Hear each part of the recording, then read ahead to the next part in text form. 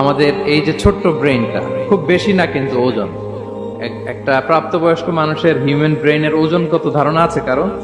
On an average 3 pounds, মানে 1.5 KG. এই 1.5 KG ওজনের ব্রেন দিয়ে আমরা পৃথিবীতে এই সভ্যতাগুলো বিনির্মাণ করেছি। এবং আপনি শুনলে অবাক হবেন, আমাদের এই ব্রেইনের মেমোরি ক্যাপাসিটি, মেমোরি স্টোরেজ অনেক বেশি।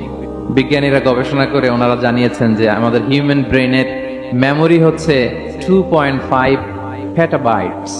আপনারা মেগাবাইটের নাম শুনেছেন, গিগাবাইটের নাম শুনেছেন, পেটাবাইট হয়তো অনেকে শুনেন না। পেটাবাইট আরো অনেক বেশি, অনেক বড়।